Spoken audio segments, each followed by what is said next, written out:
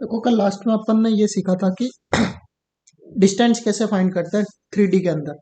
आज अपन निकालेंगे विभाजन बिंदु के निर्देशांक। नेक्स्ट पॉइंट है अपना विभाजन बिंदु के निर्देशांक। ठीक है, जैसे ये अपना 3D है,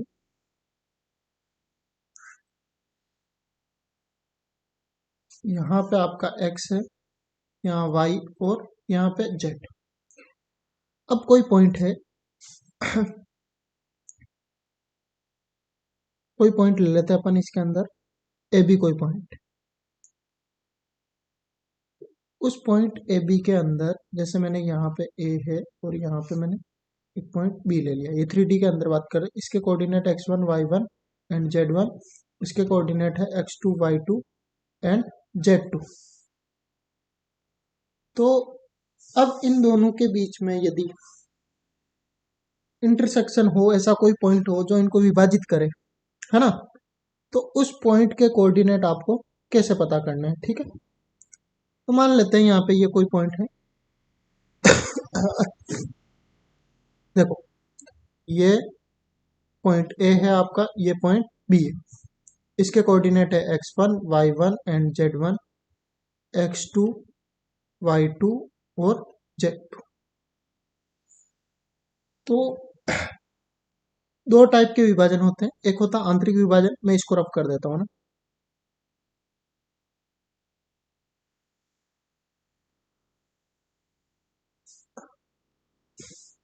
एक होगा आंतरिक विभाजन,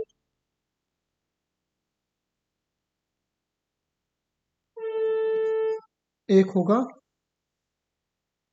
बाह्य विभाजन,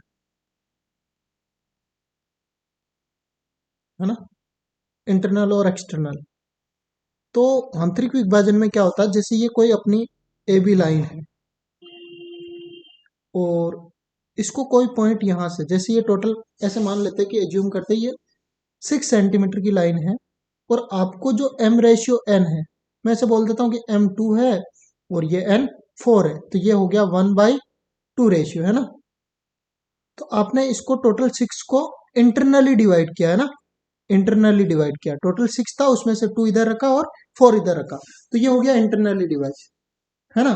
और इसको यदि आप एक्सटर्नली डिवाइड करना चाह रहे हो, तो जैसे ये कोई अपनी ए बी लाइन है और यहाँ पे आप एक नया पॉइंट कुछ भी पुट कर देते, जैसे अपन ये आर ले लेते हैं और टोटल लाइन 6 है, तो आप एम तो क्या ले रहे हो 6 और एन ले रहे हो आप 2, मतलब टोटल लाइन के साथ में, टोटल लेंथ के साथ में आप सेकंड वाला पार्ट ले रहे हो।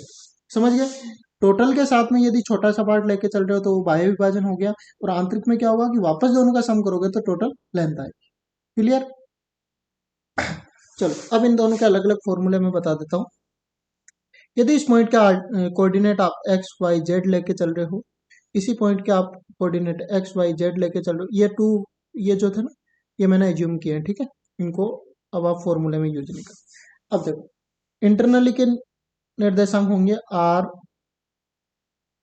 M x two plus n x one upon m plus n, ये एक्स का कोऑर्डिनेट आएगा, इससे वाई का कोऑर्डिनेट आएगा और यहाँ से जेड का कोऑर्डिनेट आएगा, z1 upon m plus n. ये हो गया आपके आंतरिक विभाजन के लिए। ऐसे बाह्य विभाजन के लिए फॉर्मूले में क्या हो जाएगा, बीच में माइनस का साइन आ जाएगा, m x two minus n x one upon m minus n, m y two minus n y one upon m minus n, m z two minus n z one upon m minus n. अब देखो, ये आपके आंतरिक विभाजन का formula हो गया, ये बाह्य विभाजन का फॉर्मूला हो गया।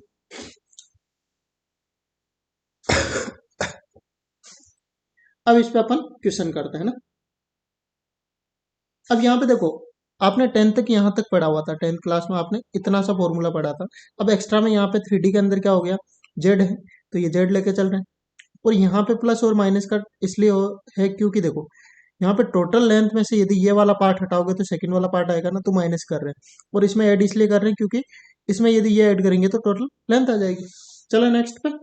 चलो अब अपन एक एग्जाम्पल लेते हैं, एग्जाम्पल नंबर 11, एग्जाम्पल नंबर 10, अपनी बुक का एग्जाम्पल नंबर 10। एग्जाम्पल नंबर 10 क्या है? पॉइंट्स आपको गिवन है, पॉइंट 1 -2 एंड 3, और सेकंड पॉइंट है आपका 3 4 एंड -5। ठीक है, को मिलाने से बने रेखाखंड को अनुपात, अनुपात आपको गिवन है 2:3, 2:3। तो बाएं विभाजन करने वाले बिंदु के, चलो पहले तो अंत्य विभाजन निकालना है इसमें, तो अंत्य विभाजन के लिए पॉइंट निकालो।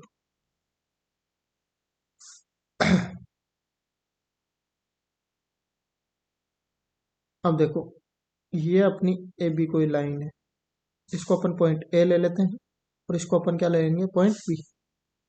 ए बी कोई लाइन है, पॉइंट ए के कोऑर्डिनेट है 1 -2 एंड 3, पॉइंट बी के कोऑर्डिनेट है 3 4 एंड -5। ठीक है, अब इसको कोई पॉइंट पी, उस पॉइंट पी के coordinate x y z, point P इसको इंटरनली डिवाइड कर रहा, अंत्य विभाजन कर रहा है, तो ये हो गया आपका पार्ट 2, और ये कितना हो गया, पार्ट 3, 2:3 में। तो ये हो गया अपना m, और ये क्या हो गया, फॉर्मूला का यूज कर दो। x के लिए क्या होता है अपना, mx2 plus nx1 upon m plus n। तो m कितना आपका, m2 है, x2 कितना है, ये वाला है x2 y2 और z2, 3 3 × 1 अपॉन 2 + 3, तो ये बन जाएगा 9/5। ऐसे y के लिए फाइंड कर लो, my2 plus ny1 upon m plus n, ये बन जाएगा आपका 2 × 4 प्लस -2 × 3/2 प्लस 3, तो 4 2 जा 8 -6 2/5। वैसे z पॉइंट के लिए mz2 plus nz1 upon m plus n, ये बन जाएगा आपका 2 × -5 प्लस 3 × 3 अपॉन 2 प्लस 3, 1/5, और ये भी काय का, नेगेटिव। ठीक है, तो यहाँ पे पॉइंट P अपना क्या बन जाएगा, पॉइंट P इंटरनली में बन जाएगा 9/5, 2/5 एंड -1/5। अब आय विभाजन के लिए चेक करते हैं।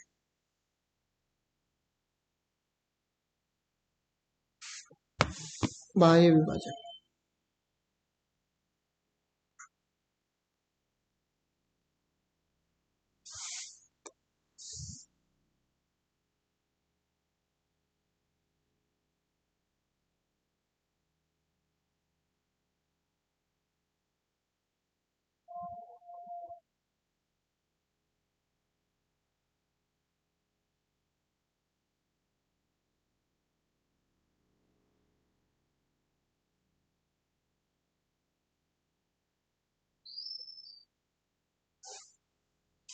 बाह्य विभाजन में क्या हो जाएगा, माइनस लग जाएगा, x2 × 3 -3 × 1 अपॉन 2 -3, ये हो जाएगा 6 -3 अपॉन -1, तो 3 अपॉन -1, तो ये हो जाएगा -3। सेकेंड y के लिए 2 × 4 -2 × 3 अपॉन 2 -3, तो 8 प्लस 6 अपॉन -1 -14। और z के लिए हो जाएगा आपका, z के लिए क्या होगा, 2 -5 -3 × 3 अपॉन 2 -3, तो ये हो जाएगा -10 -9 upon 2 -3 -1। Minus minus 19 upon minus, तो ये हो जाएगा प्लस में 19। तो इस पॉइंट के कोऑर्डिनेट हो जाएंगे पॉइंट आर के लिए -3 -14 एंड 19। चलो नेक्स्ट क्वेश्चन पे। ये इसका सेकंड था बाएं विभाजन। नेक्स्ट है आपके एग्जाम्पल नंबर 11। एग्जाम्पल नंबर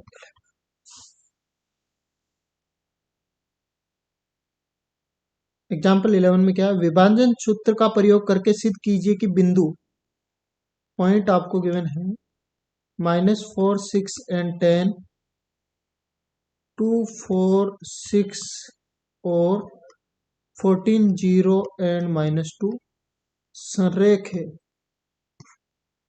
मतलब कोलिनियर है, ये आपने को प्रूफ करना है। तो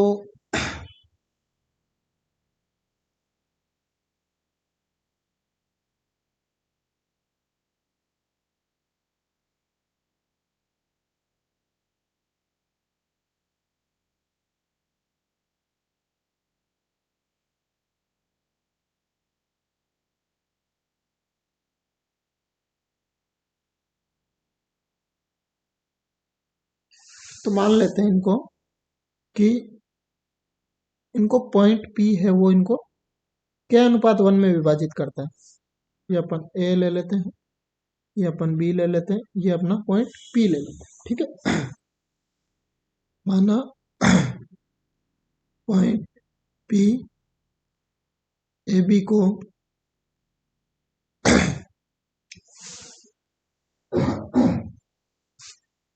के अनुपात 1 में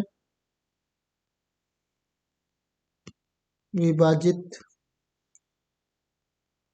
करता है। ठीक है, अब पॉइंट पी के लिए लिखो, क्या लिखोगे आप, रेशियो आपको क्या गिवन है, के अनुपात 1, है ना, और पॉइंट है आपके पास में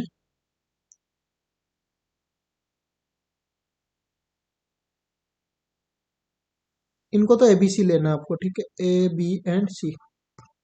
ठीक है, पॉइंट पी अपन मान रहे हैं, तो ये क्या बन जाएगा, 2k -4 अपॉन के प्लस 1। इन दोनों पॉइंट के लिए बात करनी है। ठीक है, इसके लिए और इसके लिए ए बी यही हुआ ना, और सेकंड फिर ये बन जाएगा आपका 4k प्लस 6 अपॉन के प्लस 1, और नेक्स्ट बन जाएगा 6k प्लस 10 अपॉन के प्लस 1।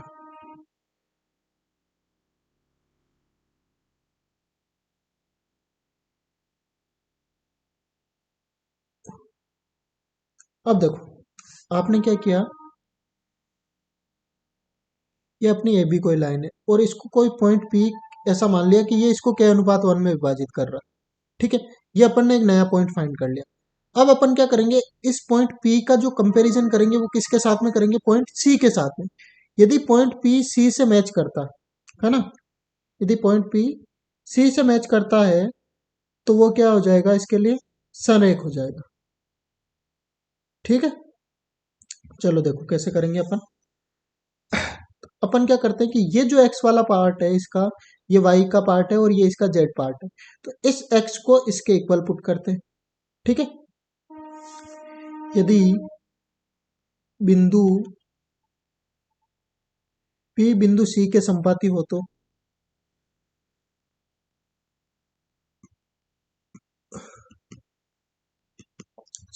तो क्या करेंगे, देखो इक्वल पुट करो, 2k -4 अपॉन के प्लस 1 इक्वल्स टू 14। ये हो जाएगा 2k -4 14k प्लस 14। तो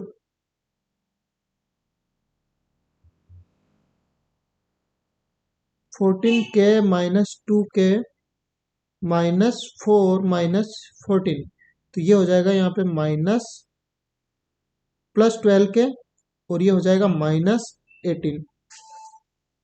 तो यहाँ से k आ जाएगा आपका k इक्वल्स टू -18 अपॉन 12, और इसको जब आप कैंसिल करोगे तो 6 से -3/2, तो यहां से आपके सामने k की वैल्यू आ गई -3/2।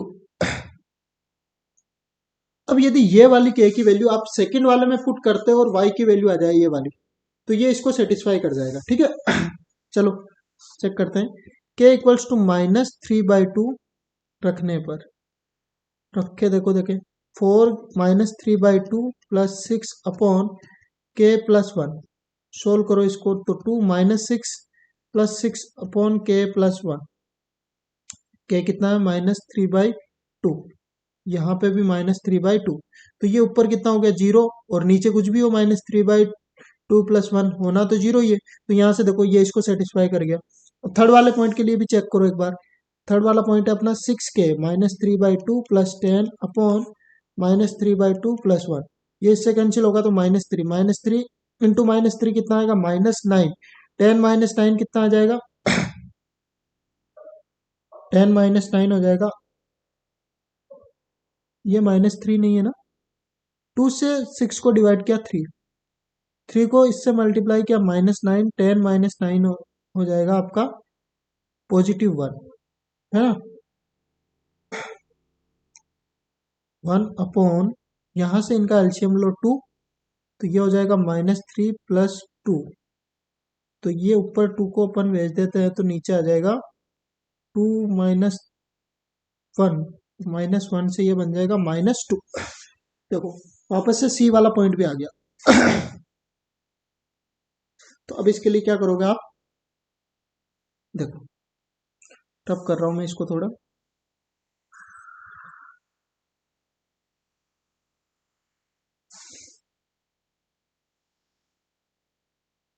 जो पॉइंट सी है ना आपका, पॉइंट सी 14 0 -2,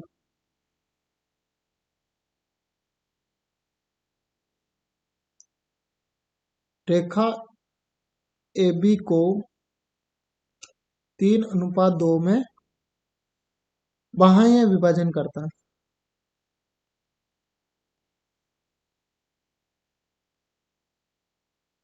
तो एबीसी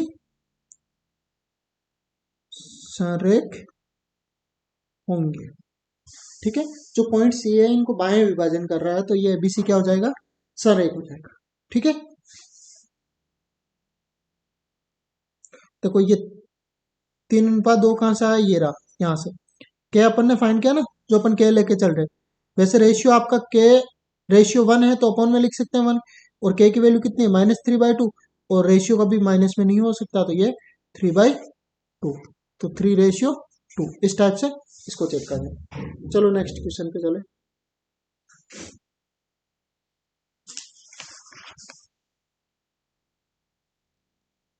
एग्जाम्पल नंबर 12,